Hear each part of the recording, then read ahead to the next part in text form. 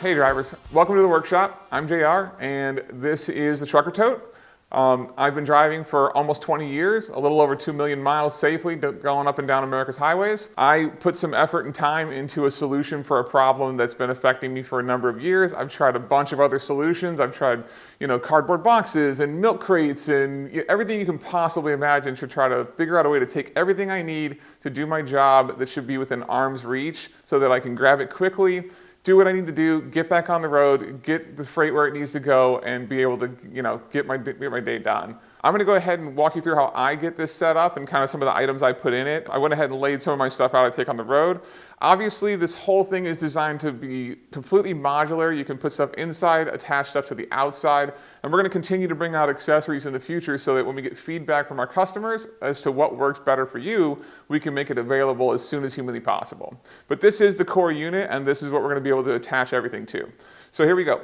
Obviously, you got to have lunch on the road, so I take my lunchbox with me. It's a nice collapsible one, pretty cool design. I like it a lot. There's that. I got my road map. Got to have a road map. You never know when the GPS of your cell phone is going to crap out, and then you're stuck on the road without any kind of signal. You got to figure out where you're at.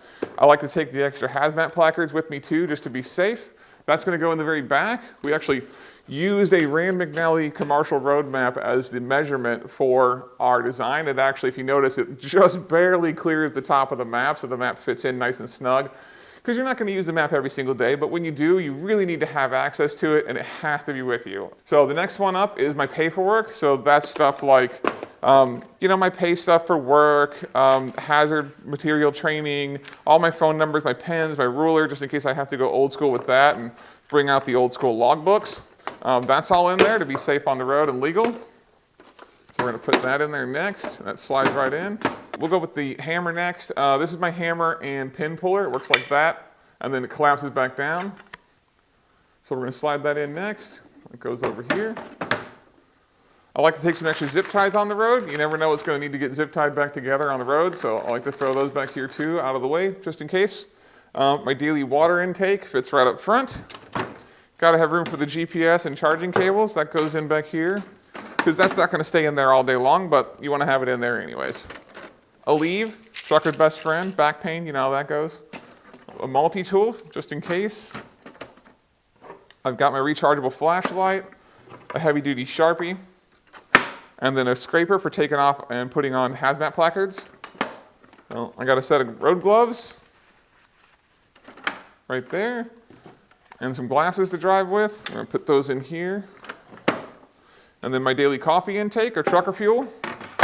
Right there, nice and safe. I like to use this for all of my fuel cards and everything, so we're going ahead and put the BubbaLee logo on there to show off some company pride.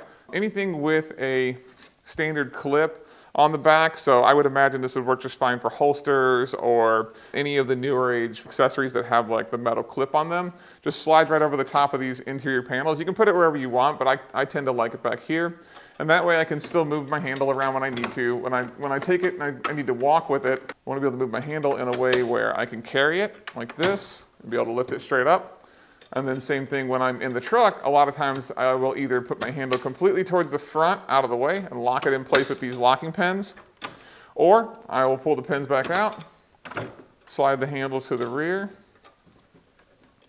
and lock it out of the way in the rear. This way, none of the metallic pieces are touching each other inside the truck.